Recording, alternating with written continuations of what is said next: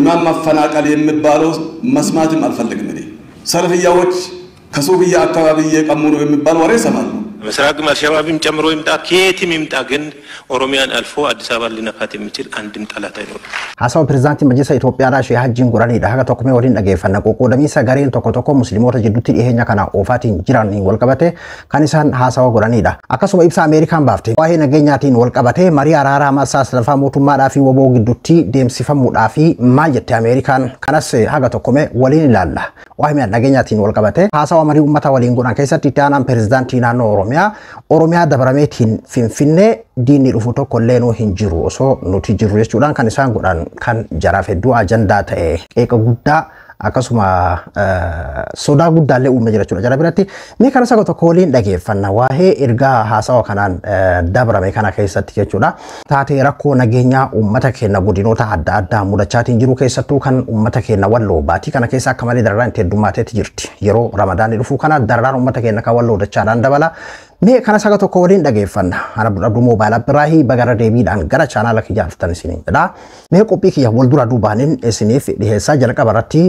wahira ko mata muslima de henya kana ka warri muslimat to bagabdani kesatu yechun yero gara gara ti tate na kana kunini ta hama kesatu ambo de henya kana kokko dami sa umu dafi garen garte maka dadda mogga fatte muslim ni sirri da kana jani maka daddatin wolo amanya chura maka ko dami sana maftahu maka garte akasu magar aka umman muslimatu kuma hin qabane aka wurati darbatamu aka garte kabanya manti da hinjiran wanna magu wan fu kata hedutu de mati hinjira chura oromia kesatu karabaha oromia kesati bal ina mulata chura onte koni oromia kesa karabaha titte heddu mate mulata chura anni ko dami sa wanni firqa da kuni wan hare ta ubatu yechura amantana shekoti garte fakena fi heddu awasille yokin hordu awasille jalatu irran wanna kasisun heddu minamulata social media kanatini agartani wahen amanti aboti amanti ilalata wahen amanti warra majlisa ilalata gajiru dafi heddu social media kanarati namdis kababal isun agar hintile salma fecho kan rajal defnevi amanta namo hasawa presidentin majlisa Ethiopia da guran kanarati hasawa isani kanarati an heddu takana gamachise echun majlisuma Ethiopia kessa wan tokkumma fallesu irrati ibsa kana basun balale fanna kana basun heddu takawan abdi nabatti horuda majlisni duga dubbachu fi jijjiramni haga dufe jiram kana chun haga tikko takka jijjiramni dufe jirame kana chun karabiratin miidamni len kessa ka dabalatan ille ka jiru akkuma jirutti tahe haga tokko jijjiramni dufe haga garte balane dufe kana dufe ka jiramu kessa warra muslimatif haga tokko furmata ka yero le taw haga tokko wayyaadha kara muslimatin jechuudha yeroo garte fakkena fi hagana fulan argamte kana keessatti kara ammo hawasni itti wal qoqodu nuuf kalaqani kara sanin akasti garte duula akkuman walirratti geggeessu godhamuun bal'ina social media kanarratti yeroo deddeebuun argitan jireeti yaada majlisni Itoophiyaa dha ammoo durii garte kan ofii isaatii fiyyuu garee tokko lallabatee gareen akkasi gareen akkasi akkana jedheetiin ibsa baasaatiin ture jechuudha waan keessa dabarreen dagannu kaa warra muslimaattu beekaa ijoollee kiristaanaa dhiifamuu waan isin quba qabdanii miti jechuun kun amantii kamuu keessanii jira jechuun namuu amantii isaa keessatti ni beeka jedheeti yaada duba kanarratti waa'ee taatee warri sun eebalu kana jedhe eebalu kana sirrii mitiidha ergaa presidentiin majlisa Itoophiyaa dha dabarsan kan shajin dubbatan kana gadi qoota kana geeffadhame ኢማም ማፈናቀል የሚባለው መስማትም አልፈልግም እኔ መስጂድ መቀማት የሚባል ነገር ወሬ ሰማለሁ አውዝ ቢላህ ማንንም ከማንም መቀማ ሰልፍያዎች ከሱፊያ አካባቢ እየቀሙ ነው የሚባል ወሬ ሰማለሁ በተግባር እኔ ጋር የመጣ የለም መመልከቻም የለም በሐቅ እንዲህ ነገር ካለ ተቀባይነት የለው ሁለቱም ተከባብሮ ማኑ ለምሳሌ ሱፊያ ነኝ የሚለው አካባቢ ላይ የሚደራጀው ሱፊያና ሱፊያ ብቻ እስከሆነ ድረስ ሰለፊያ ነኝ የሚለው አካባቢ በእናንተ አጠራር እዛ የሚደራጀው ሰለፊያ ነው ተቀላቅለው ይኖራል እኛ ሰው ሱፊያም ሰለፊያም ተቀላቅለው አንድ መስጂድ ላይ አንድ አካባቢ ይኖራል ባላንስ ተጠብቆ ነው የሚደራጀው ባላንስ ተጠብቆ erga isan dabarsan kana hedduuta kana gammachiise guutuu isaa Harun miidiyaa irraa dhageeffattu wanni gartee fakkeenyaa fi salafiyaa jedhee yookiin ammoo garee tokko suufiyaa jedhee dhiibuudha imaaman illee gartee salafiyaan nuuf hin ta'u yookiin ammoo akkasiisan nuuf hin ta'u masgiin illee akkasiisun kaa'ibaluuti jedhameetiin wanti wal qoqqoodamu tokko illee fudhatama hin qabuudha yoo salafiyyaa jedhee fakkeenyaaf bakka tokkotti heddumaatee tarii wal ijaarame sun dhimma isaa san qofaadha akka isaan fu'aamanitti kan jedhudha ergaan isaan dabarsan suufiyaa ta'e illee garee naannoo sanitti gartee heddummaatee yookiin ammoo ijaarameetiin akkas jiraatuuni suni dhimma mirga isaatiidha sun akka inni uf waamutti jechuudha akka sanirraa hafee wal dhiibuudhaaf maqaa walii baasuudhaaf dhakaa walitti darbatuuni muslimni salafiyyaa suufiyyaadha akkasii joodha maaliidha waa meeqa keessattuu wanti dhiheenya kana deddeemaatiin jiru tokkoffaa garee tokko kan haaraan hin beekne ahlul hadiis moo maal jira sila akka waan kabiraa ka hadiisa jibbu jiru ahlul hadiis maali waan jiru waan akkasa hedduu waan nama jibbisiisuudha waan nama qaanfachiisuudha duuba yeroo wanni tokko wanni nama cinqu wanti gartee nama jibbisiisu tokko yeroo dhufe kara tokko rabbiin furmaata fida durii majlisa Itoophiyaa kana keessaan akkuma isinuu beeytanii jechuun amma karaa biraatiin rakkinni hin jiru jechuu kiyyaa miti beekee kaama waan keessa argine waan gaarii argine akka faarsuun bareeduma jedheeti ofii isaaniitiif iyyuu gareedhaan of waamu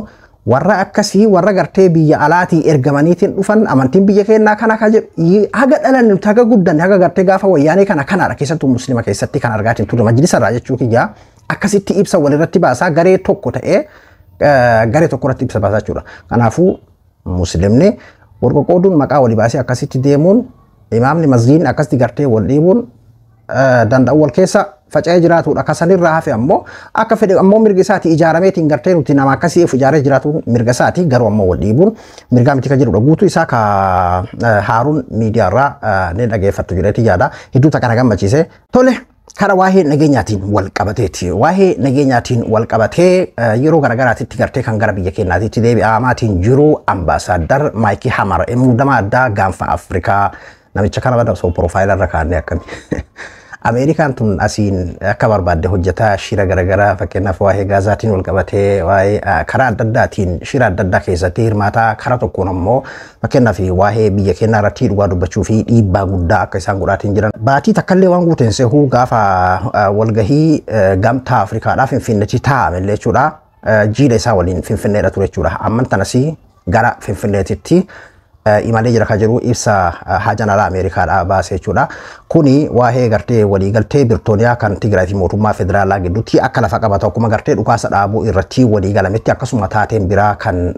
gochoonni biraa gartee akka godhamu kan jedhame kan hidhattoonni Tigraay akka hiikkatanii akkasuma gartee buqqaatonni bakka isaaniitti akka deebi'anii walumaa galatti waliigaltee mootummaa federaalaatii fi kan Tigraay akkaataa itti jedhame akkuma Birtooniyaa irratti jedhame sanitti akka hojiirra ooluudhaa fi karasitti imalaa akkasuma nageenya naannoo Oromiyaatii fi kan naannoo Amaaraa akka gartee karaa nagaatiin mari'atanii irratti akka karaa nagaatiin walii galaniitiin furmaata fidanidha waggoota shanan kana Oromiyaan nagaa hin qabdu akkasuma waggoota tokko dabran kana ammoo naannoon Amaaraa nagaa hin qabdudha warri Amaaraa ka ofii isaatiif jeeqaa ture ka gaafa Tigraay sanillee akkasumatti isaan gartee kan jeeqamaatiin turan jechuun warra Tigraay kana lafarraa balleessineetiin as deebinee Oromoos finnee nagaa arganna jechuun warra badiinsa namaa irratti nagaa arganna jedheetiin amanuudha isaanii Oromiyaan garuu waggoota shanan kana jechuudha osoo akka gartee warra Amaaraa sanillee filateetiin akka an jedhee fi akka an godhe akka as haa ta'u osoo hin ta'in aarsaa hagana hin jiramne keessatti jidduutti kafalaatiin jira jechuudha. Amma bare namni gartee saba kanaaf rifatee saba kanaaf muddamee saba kanaaf jedhee yookiin ammoo nageenya biyya saniitiif jedhee ikoonomiidhaaf jedhee aangoo ofii irratti haga rasaasni tokko mallayni tokkolleen hin hafnetti ni godha warra biyya bulchullee kana dhugaa jirudha kun kan mallee argaatiin jiru jechuudha. Haga wanni hundi badee yookiin dirqameetiin achira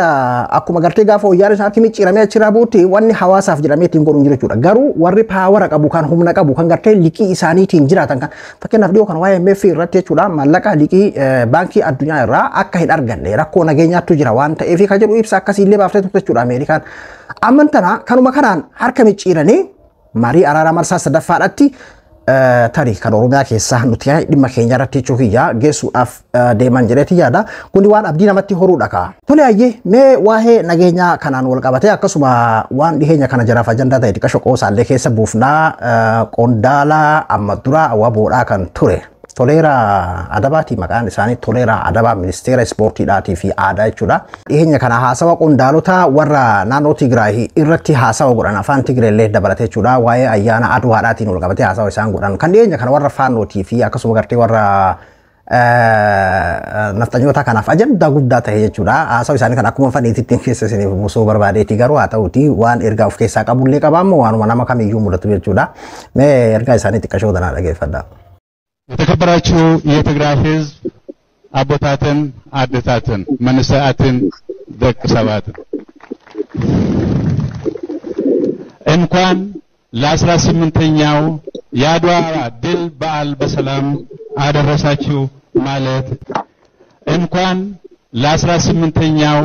haasawaa isaanii kana warra faanoti fidduu ajandaa guddaadha ta'e jechuun warri bakka mucucaa wayii ilaalaniiti jechuun bakka xiqqashoo namni dogongoree fi bakka namni mucucaate ilaalaniiti hedduu ajandaa godhan jechuudha. Ministeera ispoortii, ministeera nageenyaati. Namni kun nama gartee qabsoo bilisummaa Oromoo waba waliin aarsaa guddaa kaffaleedha. Nama yeroo dheeraa gartee as keessatti turedha. Jijjiirama kana keessaa warra baraaniyaatti makame keessaa nama tokko jechuudha. Haasawaa inni qondaalota gartee fakkeenyaaf warra Tigraay jiranatu Tigraay fi akkasuma haga walgahiin kun Tigraayitti ta'a Finfinneetti ta'amee irraan beeku dhiifama. Akkasii background isaanii hordofne garuu TikTok irratti, Facebook irratti, YouTube kanarratti ajandaa guddaa ta'etu ture jechuudha viidiyoon kuni. Jechuun Oromoon amma aduwaan kiyya jedheetiin ka ofii qofa godhatee kennaa irraa kiyya godhatee jedhaniiti isaan amma keessattuu fakkeenyaaf aduwaan baranaa kuni eegaa aduwaa 00 haawiltii jedhu kan gartee amma jechuun walumaa galatti wanni kun ka Oromooti. Oromoon biyya isaan keessatti akkas godha jechuun akkaataa bilisiginnaa feetutti akka badhaadhinni feetutti yeroo duraatii fi wanni kun akka badhaadhinni feetu qofatti jechuudha kan inni kabajame barana jechuudha aduwaan baranaa kun jechuudha. Eega san booda keessattuu aduwaa kana jechuun kara aduwaa kana balaaleffattuunis dhabdu kara tokkooni ummanni kun waan hunda gartee waliin irra kiyyaa qofarratti deebisaatii jiranii haga gartee warra asirratti baalcha saafuudha guraageedha ebaloo akkasii ebaloo Oromoo miti ebaloo Amaaraa waan akkasii kan hundarratti haga dubbatan takka jechuudha. Hagiyyoonni isaanii gurguddaan dabalateeti kan warri ilaalcha faannoo kun qabu jechuudha. Haga sanii hedduu xurii adda addaa kana barbaadanii dubbatanii jechuu barbaadeeti. Duubama waan obbo Toleeraa Adabaa jedhe kanarratti afaan Tigreetiinis dubbateeti akkasuma gartee qondaalota warra Tigraay hunda maqaa waameetiin baga ayyaana aduwaadhaa 18ffaa geettanidha. 128ffaa ka jedhu san 18ffaa geettanidha. Jechuun kanarratti nama gartee waa'ee aduwaatiyyuu hin beeyne nama waa'ee aduwaatiyyuu waggaa 18 kana godhe ka jedhu karaa adda addaatiin akka qoosaatti akka diqqeessuudhaatitti waan akkasitti jechuun Oromoo hundaan madaalaniitii beekin kan isaan dubbatan akkasitti jechuudha kan isaan dhiyeessan. Anamma asirratti akka lamattidha. Yoo akka isaan jedhan san gartee fakkeenyaaf obbo Toleeraa akka nama dhuunfaatitti yookiin ammoo waa'ee akkasii hin beekan ka jedhu taatellee dhugaadha. Obbo Toleeraa Adabaa fakkeenyaaf qabsoo bilisummaa Oromoo keessatti jiru isaanii kan fixanii maalirraa beekan waa'ee aduwaadhaa amma eega baraanitti makamanidha gartee waan isaan irraa beekan hin jiru jechuudha jechuun waan tokko dirqiidhaan fakkeessuu waan jedhutu keessaa mul'ata yoo akka nama dhuunfaatitti qeequu kan ta'u taate jechuudha. Karaa biraatiin ammoo ilmi namaa ilma namaati. 128 jira jedhee 18 jechuun 8 jira jedheetiin 80 jechuun ni ja'a namni kamiyyuu eenyuun abbaan barbaadeyyuu ni jedha jechuudha. Kuni xiqqeessanii yaaduu yookiin ammoo gartee tapha akka ijoolleeti jedheetiin fudhaani fakkeenyaaf hagana dubbachuu dadhabeeti miti hagana beeku jechuun waa'ee seenaa kanaa beekullee dhugaadha inni waa'ee aduwaa dhugumatti Oromoon seenaa kiyyaa jechuun akkasii bilisummaa kiyya ture gaafa sanitti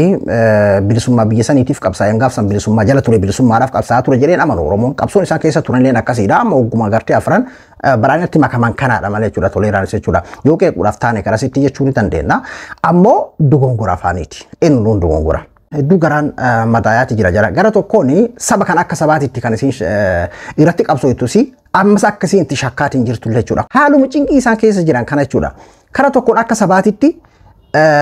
Oromootu natti qabsaawaatiin jira akkasuma ammoo Oromummaa irratti qabsaa'allee jira jedhanii afaan baafataniitu dubbatan. Kara biraatiin ammoo yeroo gartee mana dubbii rakkoo itti taate as deebi'aniiti hizbuu inda hizbuu akkuma nuhiititti miidhamaati jira sabni akkasitti gartee sabni Oromoodhaa du'aati jedhanii akka nama saba kanaaf dubbatu akkasitti dubbatu jechuudha. Fakkeenyaaf viidiyoo kanatti aanuudha. Viidiyoo kanatti aanu kanaan isaan qofaa miti. Anas waan naan ta'etu jira. Awwalu abdiitti ana pirezidaantii naannoo Oromiyaa jechuudha. Haasawaa dhiyeenya kana wal marii warra naannoo Finfinnee kana waliin godhan irratti jechuudha. Oromiyaa dabree fakkeenyaaf bahaanis haa dhufu, lixaanis haa dhufu, kaabaanis kibbaanis haa ta'u, bahaanis yoo fedhe Alshabaab illee dabalateetiin haa dhufu, lixa karaa samiinis karuma barbaadeen iyyuu haa dhufu. Nu bira dabree Oromiyaa bira dabree Finfinnee waan takka godhuu hin danda'u jedhudha. Mee dhageeffadhaa haasawaa sana kana. እርግጠኛ ሆኜ የምነግራችሁ ነገር ከሰሜን ይምጣ ከምዕራብ ይምጣ ከምስራቅም አልሸባብም ጨምሮ ይምጣ ከየትም ይምጣ ግን ኦሮሚያን አልፎ አዲስ አበባን ሊነካት የሚችል አንድም ጠላት አይኖርም። የአዲስ አበባ ሰላም እናንተ ያደረጋችሁት አመራሩ ያደረገው ህዝቡ ያደረገው እንዳለ ሆኖ ኦሮሚያ ላይ የተሰራው ስራ የራሱ አስተዋጽኦ አለው። አሁን ዛሬ እዚህ በመናወራበት ሰዓት የሆነ ቦታ ላይ የኛ አመራር የኛ ሚሊሻ ዋጋ እየከፈለ ነው እየተሰዋ lixaanisi bahaanisi Alshabaab dabalatee jechuun as keessatti waan Sumaalee jechuun Alshabaab dabalatee jedhan kaa Sumaalee waan akkasiif keessa qabanatti fakkaata. Dabalatee kara kamiiniyyuu haa dhufu Oromiyaa dabree nam qaamnummaan tokko gartee kan finfinnee tuquu danda'u hin jiru kan jedhudha. Warra asirratti akka sabaatitti jechuun sabatu ittisaa masaraa jechuun finfinnee oguu jedhame masaraadha. Karaa tokkoon handhuura biyyaati, karaa tokkoon ammoo eegumsa muummicha ministeeraa jechuudha. Jechuun masaraa jechuudha. Ka 4 kiiloo jechuudha. Akka sabaatitti saba kana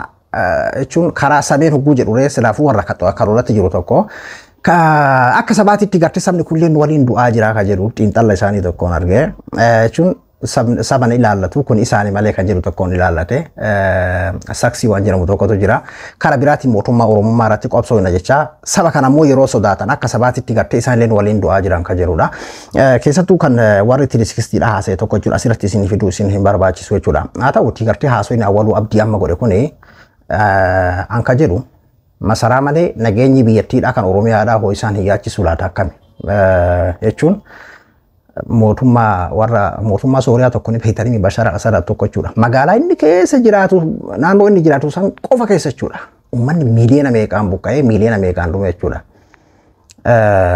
Nagaya buufnaa Oromiyaa nagaya buufnee akka Finfinneen eeggamtu goona. Naannoo Amaaraa nagaya gooneetiin akka gartee Oromiyaa masaraan eeggamtu masaraa namni tokkolleen quba ittiin qabne goona. Humna gartee sandii daangaa keenya daangatti eeggannaan hafee Oromiyaa jechuun 4 kiiloo malee yookiin ammoo gartee Finfinnee malee nageenyi biraa yaachisaa miti jechuudha. Amma bakka aangoo Finfinnee qofa 4 kiiloo qofa jechuudha. Mee akkam isinitti mul'ata fakkeenyaaf haasawa kanarratti jechuudha. Hedduu garaana nyaate jechuun akkuma gartee Finfinneen akkan tuqamne jiramu kanatti Oromiyaan akkan tuqamne hoo godhamuu hin danda'amu. Har'an tana waa'ee makanaatiin wal qabatee fakkeenyaaf waan kanaan wal qabatu jechuudha. Uummanni keenya walloo kam keessa jira jara kenna. Namni abbaa kana abbaa sanii jechaan jiru jechuudha. Walloo yeroo garagaraatitti goota kennaa walloon akkasiidha jara ifirraami meeshaa gurguddaadhaan fageenyarraa keessattuu torbaan kana keessa haala isaan keessa jiran baatii kana keessa haala uummanni walloo keessa jiru. Amma fakkeenyaaf namoonni hedduun maaliif sagalee duun taane maa calliftanii kan jirudha. Bara waa'ee magartee miidhama uummata keenyaa kana nuti qofa sooshaal miidiyaa kanarratti hawaasa qofatu walii dubbachaatiin jira malee namni abbaa kana abbaa sanii jedhuun hin jiru jechuudha.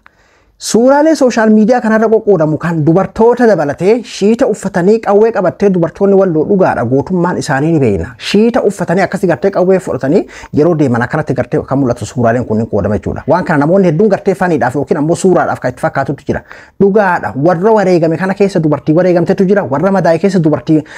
madooyiteetiin gartee hospitaala jirtutu jira jechuudha. Waa'ee waraansa walloon uummata finxaalayyiin gartee faannoodha. Kanuma amma silaa gartee mootummaan lubbuudhaaf irra qabsaa jiru kanatu achiin ammoo uummata keenya irratti meeshaa gurguddaadhaan haleellaa geggeessaa jira jechuudha. Osoo akkasitti mootummaadhaan wal qabanii jiran karaa biraatiin ammoo uummata keenya irratti haleellaa keessan geggeessaa jiran jechuudha. Haasa reefuu saniin waliin fakkaatu mee ilaala amma isin fakkeenyaaf namni abbaa kanaa sanii jedhu hin jiru. Osoo uummanni kun ammoo jabaatee kilaashii ittiin tiifatuudha beeku uummanni kun amma yeroo garagaraatti uummata walloo kana goota ifirra deebisa akkasiidha namni keenya. Yaa jira keenya hamileen jiru ofitti godhuun sirri miti. Karaa gamasiin ammoo meeshaa gurguddaa fageenyarraa nama dhahu qabataniiti qabeenya isaanii mancaasaa uummata keenya fixaa akkasumatti qe'ee isaanii jalaa gubaate akkas jechuudha kan deemamu. Uummanni keenya tiifattuudha kilaashii ittiin tiifatu kan rasaasni keessa hin jirre kanaan ifirraa qolataa jira jechuudha. Jeenummaa faarsoo sun taane silaafuu si du'aa wal barre fakkeenyaa fi gandoota adda addaa walloon kamise keessa gandoota garagaraa keessa nama meeqatu wareegame sooshaal miidiyaa kanarratti miidiyaan garagaraallee maxxansaati jechuudha torbaan kana keessa hedduu takka waan garaa nama nyaatudha. Akkasuma gartee Shawaa keessatti Salaalee keessatti Karrayyuu keessatti maaltu godhamaatiin jiraadha. Mee keessattuu hedduu takka kan garaana nyaate waan haala Oromiyaa naannoo nageenyi keessatti hir'ina qabu keessatti tahamaatiin jiruun wal qabate mee haasawa gurbaa kana dhageeffadhaa. Karrayyuu iddoo itti abbootiin gadaa dhumteessan irraa jechuudha. Duraan godina Shawaa Bahaa aanaa Fantaallee irraa maqaan isaanii akka himamu hin feene akka nuuf ibsanitti aanaa Fantaallee keessatti erga abbootii gadaa irratti ajjeechaan raawwatee kaase uummata nagaa irratti qaama mootummaan dararaan taasifamu ammayyuu akka hin dhaabbanne dubbatu. Jiraata aanaa Fantaalleeti. Wanti nurra ga'e namoonni yeroo abbootiin gadaa dhumanii kaase haala sanii wal qabatee erga jedhu dhumee booddee namoonni kun irra caalaan mukatti ba'anii. Namoonni mukatti ba'an sun akka fedha isaanitti duudhaafis ajjeesuudhaafis qabsaa'uudhaaf mukatti ba'anii. Maatiin namoota sanii immoo haga ammatti cunqurfamaa manni gubataa bu'uuraaleen misoomaa gubamaa manni barumsaa ijoolleen itti baratullee hundi isaanii jalaa badaa. Akka uummanni immoo baadiyyaa keessatti illee suuqii tokkollee hin godhanne bakkaa bakkatti akka isaan socho'anii rakkoo hamaa keessa akka isaan bu'an lafa uummanni duraan taa'u sirna gadaa kan isaan kabajataa duran san akka isaan yaaddoo hamaa fi xiinsammuudhaan miidhamaniif lafa sanfaa opereeshinii hamaa godhuu. Namni biraan magaalaa Bulbulaa irraa maqaan koo yoo himame rakkoo nageenyaa biraaf na saaxila jedhan miidhaa qaama mootummaan waraana bilisummaa Oromoo deeggartu jedhamnee dararaatu nurra ga'aa jira jedhan haala kanaan ibsu. Mucaa Haftaamuu jedhamu kana gaafa lubbuu rukutamu osoo wanni tokko hin dubbatin isa motora isaa gubbaa jiru rukutanii battalumatti ajjeesanii isa dhaamee achitti geessan kaasuu dhiisanii achiin ammoo motoruma isaa san odumaree bishaa achiin ka'in ibiddatti qabanii achumatti gubanii sun ammoo magaala Bulbulaa keessatti dhaame ji'a darbisan guyyaa 22 keessatti gaafa aduu guyyaa roobiiti sa'aatii 10 magaala Wayinuu keessatti ammoo halkan tokkochaa motora 11tu gubate motora 11 gubatan kanneen hiriyoota kootii kanneen walii wajjannuu kiyyaa keessa ammoo achitti motoruma mana dhaabbatee jiru haala nageenya sodaadhaaf fudhadhaaf ji'a akkas dabarsee jira ijoollee of turraa fuudhe manumatti unnat seenanii isaan qacarsanii ol seenanii erga ana qabanii gadi hin baane booda achi booda motora mana keessa gadi harkisanii balbalumatti itti qabanii motora lachuu achumatti barbadeessanii na jalaa gubanii. Itti dabaluunis baadiyyaatti waraana bilisummaa Oromoof isinitu nyaata dhiyeessa jedhamuun miidhaan waan nurratti hammaateef gara magaalaatti baqannee galle achittis dararaan nurra ga'a jedhan haala kanaan himu namni kun. Halkan gaaf dhufanii baadiyyaarraa ana qabatanii gara magaala Wayinuu geessanitti nageessanii guyyaa lama erga bira tursiisanii harka kiyya adduubatti miidhanii na tumaa turanii bishaan natti jissaa lafarra gangaladhinaa dhagaarra na gangalchaa kaatinaadhaan na tumanii ergasii booda dhadhanii akkasanii deemee galee gaafa galullee anillee qabeenya kanarra lubbuun konkootuu hafuu qaba waan jedhuuf qabeenya koollee gatee itti dhiisee baadiyyaa irraa ammoo gara magaala Bulbulaatti baqannee achi jiraachuu eegalle achitti ammoo namoonni mana nutti kireessan nu shakkuu shanii dhallabaa ture amma qaama nageenyaa dhiyeessee asii gale manatti kireessitee jedhanii warroota abbootii qabeenyaa warra gibbii kanneen illee sodaachisuun doorsisanii qe'ee fi malee wanni nama danda'u hin jiru namni kun lafa qabaa hin qotataa qotee bulaadhaa baay'inni namoota kanneen horsiisee bulaa horii qabaa ijoollee qabaa ji'a 2-3 booda eegachi ture booda deemee gara qe'ee isaatitti galaa gaaf galee jedhe bosona turtee bosona keessaa amma galtee jirtaa jedhanii yoo haadhaaf abbaallee dhiisan dargaggeessa yookaan dargaggeettii yoo jiraatte qabanii akka nama mana hidhaa geessuu deemanii aduun dhihee jedhee booda gara bosonaatitti hin deemanii achitti ajjeesanii gadi lakkisanii dhiisanii haadhaaf abbaan ammoo ijoolleen kunneen nu hidhaa jiranii ugganii akkamii itti dhandhaa abdii jedhan qabanii ergasii booda immoo gaaf turanii jedhamu nama kana waraabessi nyaata namni daandii deemu namni loon tiffatuun argaa halkanii guyyaa bu'an kenna jechuudhaaf akka isaan hin beekamne uffata isaanii ka gaafa isaan uffatan irraa yaasanii uffata san galchanii kaambittiin gubanii namoota kanneen hin ajjeesanii gaafa ajjeesanii jedha uffata kun ka fincaa keenyas jedhanii hin jedhanii abdiin horatanii hin jira jedhanii ammoo hin arganii rakkinni akkasii kanneen keessa jiraatanii. Haala Oromiyaan keessa jirtu laal godinoonni Oromiyaadha cinaan tokko haala akkanaa kana keessa jira jechuudha. Amma kun fakkeenyaa fi Karrayyuu keessatti aanaa Fantaalee keessatti kan tahameera jechuudha gartee jiraattonni kunneen dubbatan jechuudha. Egaa abbootii gadaa sanniin fixanii namoonni tokko tokko gartee kan xiiqii keessa seenanii bosonatti jiraachuu dadhabanii keessattuu gartee abbootii gadaa sanii waliin hariiroo qaban jiraniitiin gartee isaan ammallee ajjechaadhaaf barbaadan abbootii gadaa Karrayyuu saniin jumlaadhaan beeki taateen akkana kun taatee gartee wayyaanee illee hin godhini dargii illee hin godhini beeki yeroo Lijii Iyyaasuu jedhama yeroo gartee sirnoota durii keessatti yeroo takka akkasii jumlaadhaan fixan kan jedhamu jira seenaa keessatti akkas ta'e fixanii booda namoonni hedduun gartee gara bosonaatti dhiyeessan ammas maatii warra gartee bosona seenee kan akkasitti adamsanii jechuudha kan irraa gartee lakki an bosona seenu nagaa uumamee as jiraadha jedheetiin kan filate jechuudha hin jiraanne jechuudha kana gahanne manatti hafellee jiraatuu hin dandeenye jechuudha amma kana qofaa fi miti beeki taateen Oromiyaa keessatti Salaalee keessatti Arsii Lixaa keessatti bakka nageenyaan wal qabatee keessattuu waboodhaan ittiin walolan keessatti achi deemanii waboodhaan bar waboodhaan wata kan dubbatanii beeki as deebi'anii tumaan uummata nagaa akkuma qurxummii jala goosina jedhame san jechisan haala saniin gara kana hojiirratti wanni kun amma VOA'dhaaf gartee kan bilbilameetiin kennameedha. Haala akkasii kana keessa jirraadha. Mee amma fakkeenyaaf an kana dhibe mana qotee bulaadhaa tokko yeroo gubame aarsaa akkamii dutuun lamaan qotee bulaatiin ni beekna. Nama gartee baadiyyaa keessa waa ittiin carraaqatuudhaa fi motora takkatti akka ta'eetiin bitate yeroo ibiddatti qabaniitiin jalaa guban. Biyya gartee akkas jireenyi qaalahiinsi akkasuma gartee namni hojii dhabummaadhaan akkasitti rakkachaatiin jiru isaan keessatti haala akkasiitiin qabeenya daaraa godhatiin barbadeessaatiin jira. Wanni halkanii guyyaa waa'ee nageenyaa jennee boonnuuf illee isa kanaa jechuudha. Sababamaan haa dhabamuu jenneeti. Duuba